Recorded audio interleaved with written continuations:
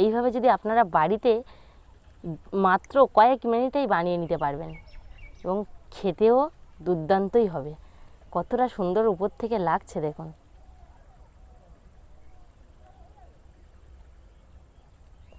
তো একটাও আম আমার ভেঙেও যায়নি, একদম স্বচ্ছ গোটা গোটাই রয়ে গেছে দেখুন।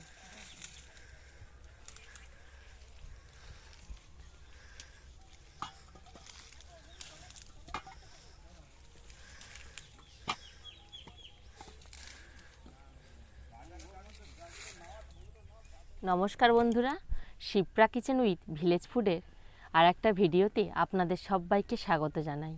আমি এই আমের সিজনে গাছ থেকে আম পেড়ে নিয়ে চলে এসেছি। তো আমগুলো কতটা সুন্দর বড় বড় দেখুন। তো এখন তো এই আমের সিজন, তো আমের সিজনে আমি আজকের বানাবো টক ঝাল মিষ্টি আমের আচার। তো এই আমের আচারটা একদম রোদ্দুরে দেওয়ার ঝামেলা ছাড়াই আমি বানাবো। গাছ থেকে আম পেড়ে কয়েক মিনিটের মধ্যে আপনারা এই আচারটা বানিয়ে নিতে পারবেন। এছাড়াও কিভাবে বাড়িতে এই আচারটা 1 বছর সংরক্ষণ করে রাখতে পারবেন সেই টিপসও আমি বলে দেব। তো আপনারা পুরো ভিডিওটি প্রথম থেকে শেষ পর্যন্ত দেখতে থাকুন কিভাবে আমি আমের আচারটা বানাই। প্রতিনিয়ত আমার এই ভিডিও পাওয়ার জন্য আপনারা আমার চ্যানেলটি সাবস্ক্রাইব করে দেবেন এবং বেল আইকন প্রেস করে পাশে থাকবেন। চলুন তাহলে আমগুলো এবার ধুয়ে নিই। প্রথমে আমি আমগুলো পরিষ্কার জলে ভালো করে ধুয়ে নেব। তো এখানে আমি 4টে আম দিয়ে আচার বানাবো, যেহেতু এই আমগুলো অনেকটা বড় বড় তো তার জন্য। তো আপনারা আপনাদের মতো আমগুলো নিয়ে নিতে পারেন। এইভাবে পরিষ্কার করে হাত দিয়ে ভালো করে ধুয়ে নেব।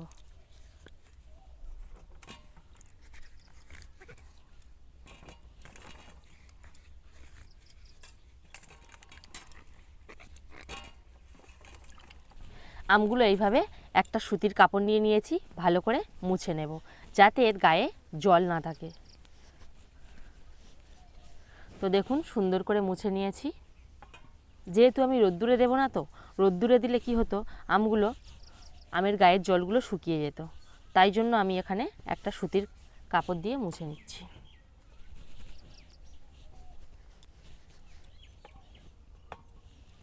এবার আমি আমগুলো ছাড়িয়ে কেটে নেব।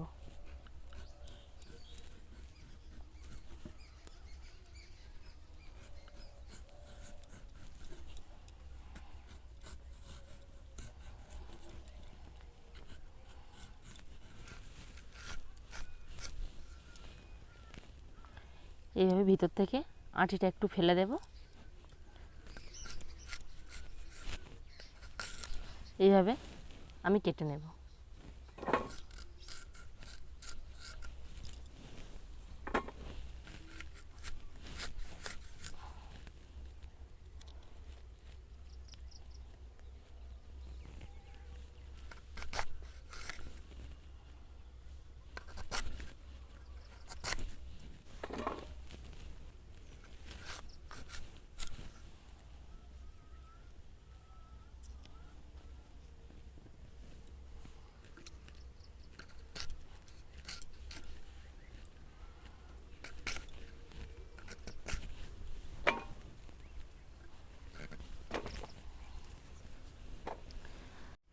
এই আচারটা বানানোর জন্য একটা স্পেশাল মশলা বানাতে হবে। তো আমি এখানে কি কি নিয়েছি দেখুন। এখানে নিয়েছি মৌরি, জিরে, ধনে, গোলমরিচ, 5 ফোড়ন আর নিয়েছি 2টো শুকনো লঙ্কা। এগুলো আমি শুকনো কড়াই ভেজে নেব। প্রথমে শুকনো লঙ্কা 2টো দেব।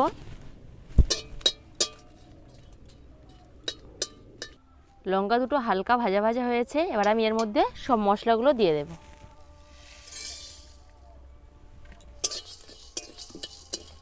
এই মশলাগুলো কিন্তু হালকা আঁচে ভাজতে হবে, না হলে পুড়ে যাওয়ার সম্ভাবনা থাকে।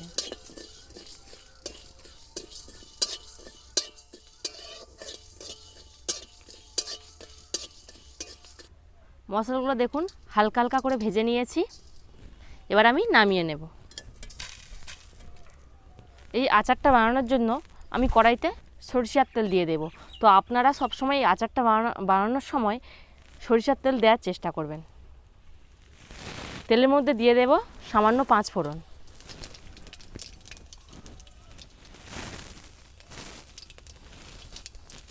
এবার এই কেটে বেছে রাখা আমগুলো দিয়ে দেব।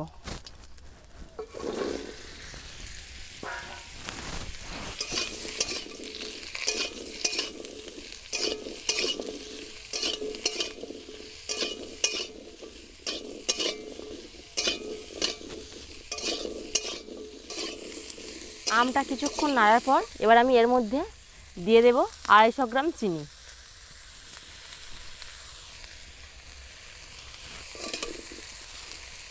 ঠিক এই সময় আপনারা আঁচটা কিন্তু হালকা রাখবেন।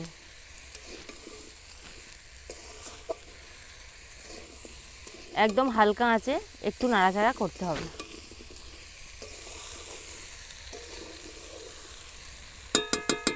চিনিটা আস্তে আস্তে গলতে শুরু করে দিয়েছে দেখুন।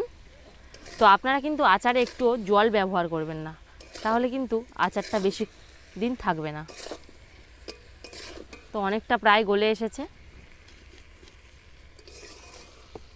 এবার আমি এর মধ্যে লবণ দিয়ে দেব। তো আমি তো আমের মধ্যেও লবণ দিইনি, তাই এখানে একটু বেশি করে লবণ দিলাম। দিয়ে দেব সামান্য পরিমাণে হলুদ গুঁড়ো। তো মশলাতে আমি 2টো লঙ্কা দিয়েছি, এখানে আমি সামান্য পরিমাণ লঙ্কা গুঁড়ো দিয়ে দেব। তো আপনারা এই আচারটায় কালারের জন্য কাশ্মীরি লঙ্কার গুঁড়ো দিয়ে দিতে পারেন।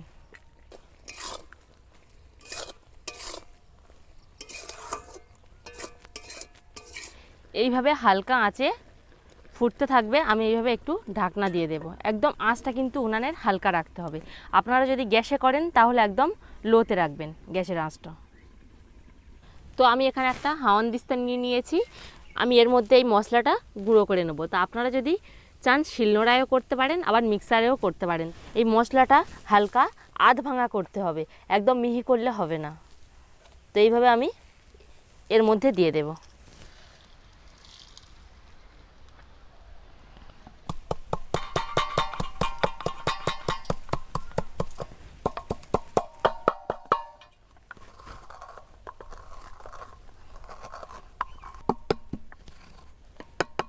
তো আমার মশলাটা গুঁড়ো করা হয়ে গেছে দেখুন। একদম আধ ভাঙা করে করেছি গুঁড়োটা।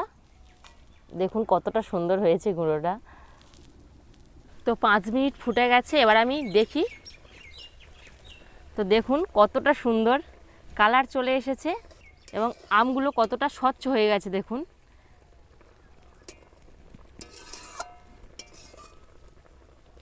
তো আমগুলো সিদ্ধ হয়ে গেছে। তো আমটা ফুটছে, এই অবস্থায় আমি মশলাটা দিয়ে দেবো আমের মধ্যে। যদি মশলাটা শেষে দেওয়া হয় তাহলে আমের মধ্যে মশলাটা ঢুকবে না, কিন্তু আমি এভাবে ফুটছে, এখন আমি মশলাটা দিয়ে দেব।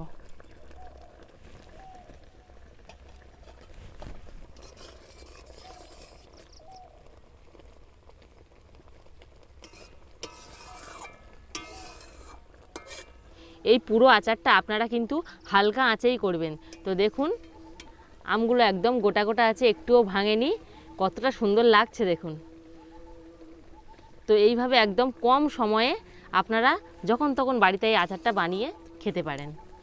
এই আচারটা সংরক্ষণ করার জন্য আপনারা সব সময় কাঁচের বয়ামে রাখার চেষ্টা করবেন। আচারটা প্রায় শেষ হয়ে এলেই দিয়ে দেবেন ভিনিগার। তো আমি এখানে ভিনিগার দিয়ে দিচ্ছি।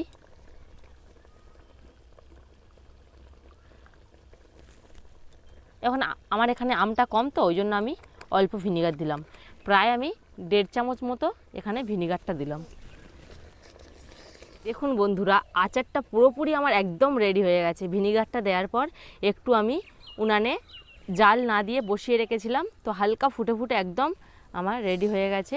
তো একটু এইভাবে জল জল আছে, আমি এই অবস্থায় আমি নামিয়ে নেব। ঠান্ডা হয়ে গেলে এগুলো আমের সঙ্গে মিশে গিয়ে ঠিক সেট হয়ে যাবে।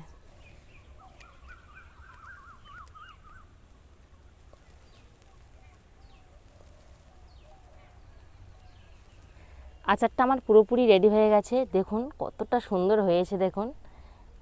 এইভাবে যদি আপনারা বাড়িতে মাত্র কয়েক মিনিটেই বানিয়ে নিতে পারবেন এবং খেতেও দুর্দান্তই হবে। কতটা সুন্দর উপর থেকে লাগছে দেখুন।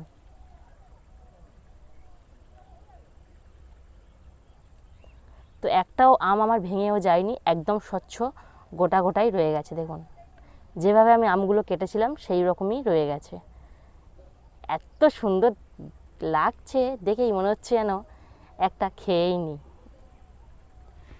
আমার এই আচারের রেসিপিটি যদি আপনাদের ভালো লেগে থাকে তাহলে প্লিজ আমার ইউটিউব চ্যানেলটিকে সাবস্ক্রাইব করে দেবেন। আর ভিডিওটি যদি খুব ভালো লেগে থাকে তাহলে বন্ধুদের সঙ্গে শেয়ার করে আমার পাশে থাকবেন। নমস্কার।